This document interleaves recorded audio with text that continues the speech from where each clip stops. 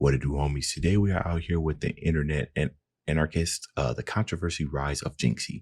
Let's go ahead, shut up and turn it up. Twitch has been nothing short of unreal, from spending years only streaming to 5 viewers, to becoming the #1 streamer on Twitch seemingly out of nowhere. Jynxzi's antics on camera have earned him praise, infamy, and everything in between.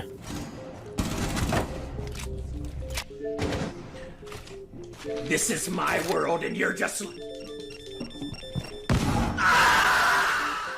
However, Jynxzi's rapid rise to the top hasn't come without its fair share of controversy. I'm getting called a view botter. Stick around, I'll get into that, you fucking idiot! 15K bots. Chat, yes bro, I'm literally getting called a view botter, dude. I'm not even... Accusations of viewbotting, stimulant use on stream, and being... Okay, Stevie, you know the view botting? I want to give big platforms their... I want to assume that they have countermeasures in place for something like that, right? So unless I see proof, I'm not quick to believe that type of view botting, that type of stuff. An iShow speed clone have all been leveled against Jynxzi, but are these claims valid? And if not, how on earth did he manage to dominate the streaming world so quickly? Hi, I'm the Internet Anarchist. I create weekly YouTube documentaries, and today we'll be uncovering the controversial rise of a modern streaming legend, Jynxzi, a streamer that seemingly defied all logic to climb the ranks on Twitch, even while playing a quote dead game. Jynxzi, real name Nicholas Stewart, began his Twitch journey around January 2019 under the username iSweatGames, where he would play his favorite video game Rainbow Six Siege. Throughout his first 6 months on Twitch, Jynxzi barely received 13 viewers even on his most popular streams, only averaging less than 5 viewers on a regular day. He even tried streaming other more popular games like Fortnite and Apex Legends with the hopes of boosting his numbers. But sadly, it didn't pan out well, as he'd only gained 1 or 2 followers at the time. Yeah, and see, the thing about it is that those games are like really highly competitive as far as streaming. So I think we're about to look at this now, but it's those times where, yes, being good at the game is great, but it's not enough. You got to have a personality as well. Receiving poor engagement like that for several months would discourage anyone from further pursuing streaming, and even stop most from streaming entirely. However, that wasn't enough to stop 18-year-old Jynxzi from bringing his absolute best to every stream. Standing. To your right, you're fucking ass. We have been eliminated. Big deer! I love you, Rainbow! Unfortunately, being undiscovered in the streaming world wasn't Jynxzi's only disadvantage. Not only was his game of choice not a mainstream title, but Siege also faced several major issues, such as the developers lowering the skill gap, server-side bugs, and rampant cheating with aimbots. These problems led to a sharp decline in both Twitch viewership and play count for Siege, which resulted in a smaller pool of potential viewers for Jynxzi, with some players even speculating that the game was already dead. It only made sense for streamers that wanted to grow to jump ship to another game. Despite this, Jynxzi continued to play Siege religiously for the rest of 2019 and focused on being more of an entertaining personality instead of relying on a popular title. See, is that right there? I feel like that's a skill that not a lot of people invest in, right? You want to place the value within yourself, right? You want people to start coming to your channel to see you and not necessarily what you're doing. It is part of the game, like playing a popular game. And this is such a hard skill to do. It's a really hard skill to do, especially, as a reaction channel where people will subscribe, but they will only watch that single video or something very similar to that, and they won't watch anything else. Jynxzi was able to put the value within himself. So even if he was playing different games, you liked him. That's the way to go about it. What? He's using wall hacks on console! Jynxzi's tendency to burst into incoherent rage on stream gradually became a core component of his online persona. However, he didn't do this randomly for shock value. At its core, Siege is a tense tactical shooter game that requires a high degree of concentration, which generally would mean the average streamer isn't going to be as high energy during a stressful situation. However, this doesn't apply to Jynxzi, as he consistently lets his emotions run wild whenever he gets a kill or gets killed. Please. No! No! No! Couple this with the fact that Jynxzi had been playing the game for over 2 years before joining Twitch, meant that viewers would be entertained regardless of how a round ended. Yeah, see. Literally bodied. Oh my goodness. Where are you going? Where are you going? You're lost? Dollar Tree headset? While Jynxzi was certainly doing his best to be engaging on stream, What? he would need to find a more reliable way to attract viewers, since he was still only averaging 5 viewers and had less than 300 followers. Jynxzi might have been optimistic on camera, but he knew he had to try something completely different, because if not, his Twitch channel would continue to slowly stagnate and eventually die. By February 2020, Jynxzi would implement a simple but effective strategy to improve his follower count on Twitch, streaming for longer hours and going live every single day. While Jynxzi had maintained a somewhat frequent Twitch schedule in 2019, he had several week-long gaps that impaired his growth. Now, Jynxzi was going live at a set time daily. He would have streams that lasted between 2 and 9 hours, playing nothing but Siege while giving viewers and other players his unfiltered opinions. Filter. Yeah. Yeah. Woo! He's 70 HP after that? Okay, this guy just absorbed fucking shotgun to the nostril and he's like 70 HP.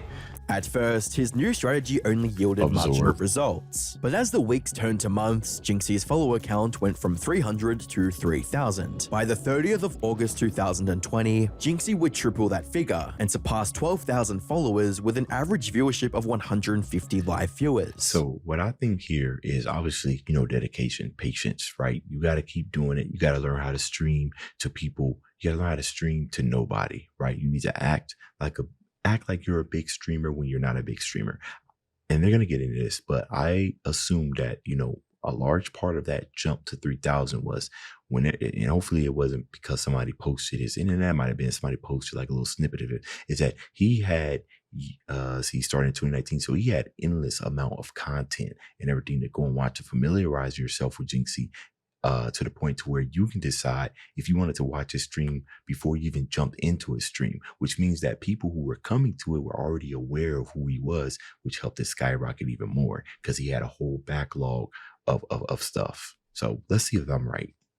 By being active for so long, Jynxzi had trained his viewers to tune in as frequently as possible to see more rage-fueled gameplay. Smaller creators are often advised to stream or upload consistently, which is a good rule to abide by. However, that's only half of the equation. In Jynxzi's case, he was building an audience by improving not just the frequency of his streams, but their length and quality. Interestingly, Jynxzi would use the second half of the year to experiment with other avenues to grow his viewer base, a move that would change his career forever. On the 15th of September 2020, Jynxzi uploaded his first known YouTube video, Jynxzi Rage Compilation 1, which introduced his bizarre freakouts to a brand new audience. He's got wallbang.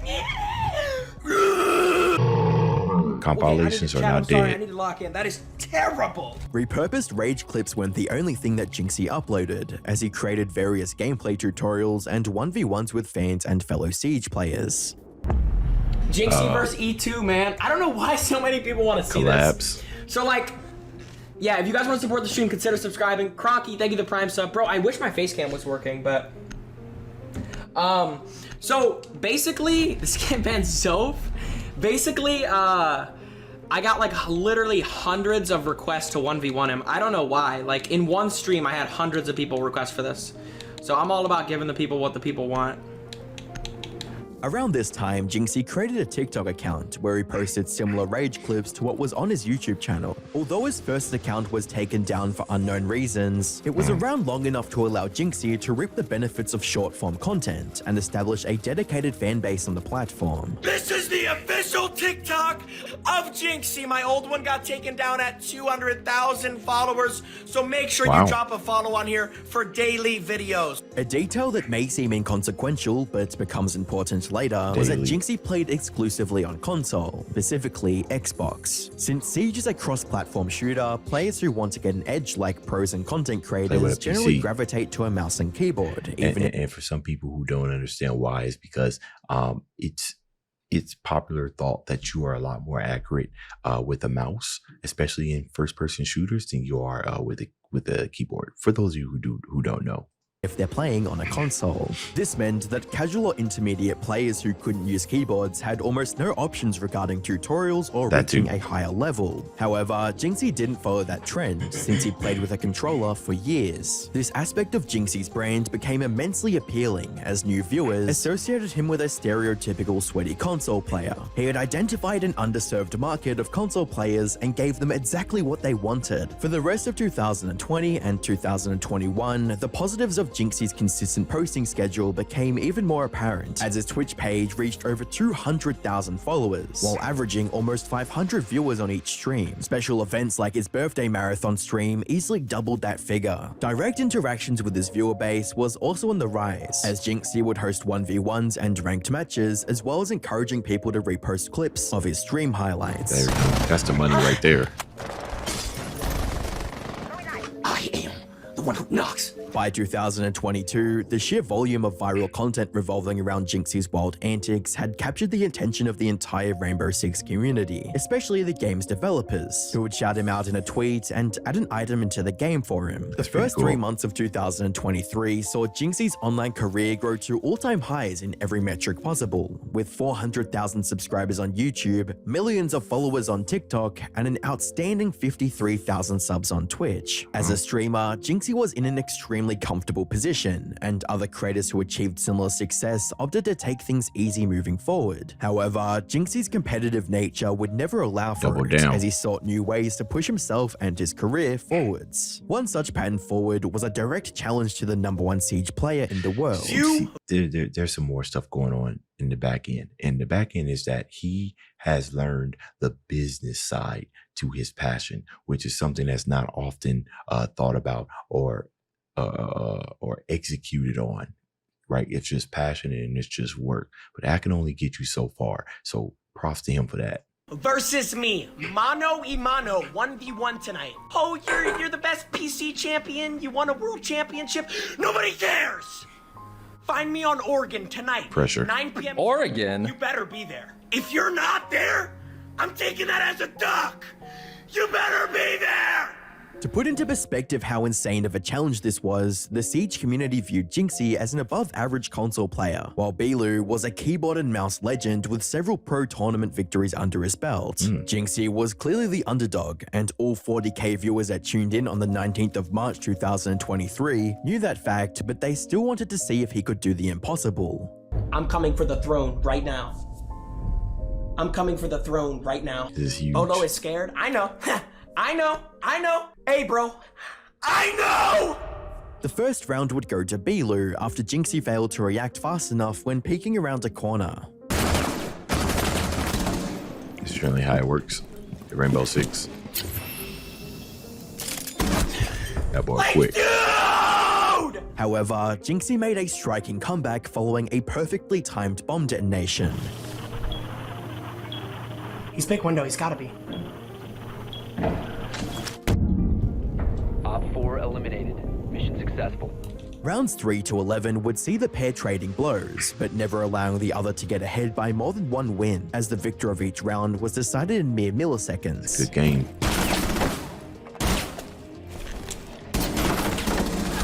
Drop the diffuser. Just better aim, bro. By the 12th round, Jynxzi was at the edge of his seat, pouring every ounce of skill and focus into the game. But would that be enough to grant him the win? Op 4 has placed a diffuser near a bomb. Destroy it. That operator is so cringe! All friendlies have been Why neutralized. did I not ban it? Why did I not ban it? Dang. Oh, GG's, bro. Jynxzi had put up an It was so excellent close. fight and performed better than 99% of console Siege players, but he unfortunately came up short. While he did lose the match, Jynxzi gained the respect of the entire Rainbow Six community and cemented his huge. place as one of the greats. Wow. In the days that followed, clips from Jynxzi's That makes sense, right? You going toe to toe like that with who the community considers a legend. Oh yeah, toe to toe like that close on console. You got to give him respect. Match with Belu would spread far beyond the Rainbow Six community and spill into the wider esports world. As a result, millions of people who wouldn't have heard of him otherwise got a taste of his bizarre brand of gameplay, and many of them were immediately hooked. By the end of April 2023, Jynxzi had surpassed 1 million followers and averaged nearly 10k viewers per stream. That's crazy. As well as almost doubling his Twitch subs to over 80k, making him the #1 subbed streamer on Twitch. Looking at Jynxzi now, many would assume he blew up out of nowhere, but in reality, he'd been laying the groundwork for his success for over 5 years. Yeah, you know, I don't ever assume that people just kind of grow up out of nowhere. Because this is my second channel. My first channel was sitting at around 215,000, and it took me about 4 years to get it up to that point. But yeah, when you're grinding, don't nobody know who you are. Nobody. I mean, you get to, man, it's the groundwork, right? That foundation. Of which saw little to no growth. Jynxzi had overcome countless days of unseen effort and finally got the chance to live a life he could only ever dream of. Bro, I started streaming when I was 17 years old. I'm about to turn 22 in like a month, 2 months. The amount of motherfuckers that never believed in me, bro. The amount of motherfuckers that'll tell you that you can't do something because they can't imagine themselves doing something. Bro, do not let anyone tell you shit, bro. Do not let anyone tell you anything, bro. You can literally do whatever the fuck you want. Despite the overwhelming success, Jynxzi didn't get lazy as he continued to stream and post daily for the rest of 2023, achieving millions of followers on TikTok, YouTube, and Twitch. Jynxzi, being the largest Siege creator, naturally made him the face of the game. However, that recognition came with a few drawbacks. At the start of 2024, various members of the Siege community would accuse him of promoting toxicity, as many of his younger viewers emulated his less than admirable traits, with posts reading, "Took a couple months off from playing, and so far, the Jynxzi clones are the worst thing to happen. When I came back, I started seeing a bunch of people with Jynxzi-esque names, and they always have the worst attitudes and are super unhelpful to the team, as well as Jynxzi ruined Siege. Yes, he pretty much single-handedly revived the game, but now it's basically unplayable." Then, there were accusations of Jynxzi being an iShow Speed clone. I look like Speed. It's just this like new. Yo, what is this? Yo. What is this shit of people calling me a Speed clone, bro? I am nothing like Speed, bro. I am literally nothing like Speed. Oh wow. Yeah, his personality is different, but I think, you know, haters, if you will say, see yelling, and God forbid you yell for any reason for any long amount of time. If another big creator is doing it, yelling, and you start yelling, it's just a natural conclusion that people are going to come to, right? Happens all the time on my channel. I get compared to reactors all the time for doing something that another bigger person has done.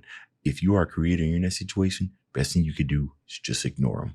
We both yelled, "Shut the fuck up!" But this wasn't the only instance of Jynxzi's success being called into question, as Trainwreck would allude to him using bots to boost his viewership. Who would you say is like the #1 botter, like that gets away with botting OD? Like Shots bots. at. Here's what I can say. Of the top 100 on Twitch, 75 are botting. Who's the #1 botter though? I know who you guys want me to say, but that's not the #1 botter. The #1 botter is on Twitch that are botting massively and making a lot of money from it. And by massively, is this more than 20,000, 50,000? How big are we talking? I'd say minimum between 10 and 20,000 bots. While there's How no do you get away definitive with way that? to prove these accusations as true or false, looking back on Jynxzi's path to fame, he was motivated more by the sheer joy of being a creator, rather than the potential success that came along with it. I feel like most people, especially nowadays, when they get into streaming or YouTube or anything, Do it for the their money. first goal is to make money on it, but Yeah. you did it because you were passionate about it, Yeah. and that's how every great thing starts. But Yeah, like, and I tell people, you know, as a reaction channel, I'm gonna tell y'all right now, between the copyright and people's vast interest in everything, if you want to do reaction videos, do not get into it for the money. There's very, very few who actually are making a killing, like very few, like 0.000 something percentage of reaction channels that make like a stupid amount of money to where it can live off of. I started reaction channel because I love sharing experiences with people. I love talking to people and thoughts, even if it's through a digital screen, but I am by no means making a killing from doing this either. On definitely not this channel because it's new, and definitely not on my second channel. So it's a passion. But yeah, the idea of just like I didn't want to be like obviously like rich from gaming. It was just like, dude, if I could make $1,000 a month byproduct. streaming, bro, when I got my first Twitch check, I was like, bro, let's go. Currently, Jynxzi still keeps to his daily streams, but has branched out into other endeavors like the Jynxzi podcast, which features several large streamers and YouTubers. Wow. In spite of the simple formula behind his content, Jynxzi still tries to find fresh ways to keep things new, and with his over-the-top personality, it's unlikely he'll ever stop doing that. While there are many aspects to the strategy that got Jynxzi to where he is now, his journey was fueled by genuine excitement, enthusiasm, and a passion for what he was creating. It would have been impossible for Jynxzi to be so hyper on stream for several hours across multiple weeks if he didn't love what he was doing. Yep. It was Jynxzi's love for his craft that pushed. Yep, that's facts, because you get burned out, right? This is why it's dangerous to kind of like view chase or trend chase, right? Because when everything, like when the smoke dies down, and let's say you get a big huge following, if you was faking that type of reaction, it's very, very difficult to kind of keep that up, right? It's always better to just be genuine no matter what. Him to go live daily to only 5 viewers, and it was that same love that kept him from becoming complacent when he reached the top of Twitch. Even now, he still strives to be the greatest version of himself, and no other point illustrates this better than winning his rematch against Siege's #1 player. Oh, he won.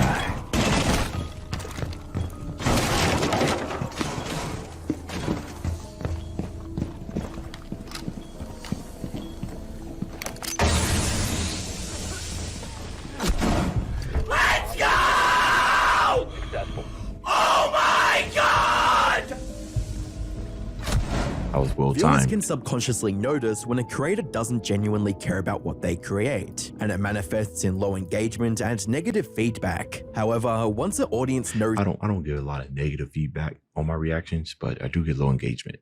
you care about your content, they start to care too, and over time, that's what builds a loyal fan base. Yes. There's no Yeah. guarantee that Jynxzi will continue the path he's on, but for now, he is still the same sweaty console player that he's always been, and that's what makes him great. Yeah, and especially when you know you can go to his most recent one and then go to his first video, and if the energy was the same, come on, case closed, baby. All right, let me know what y'all thought about this down in the comments. Dibs out.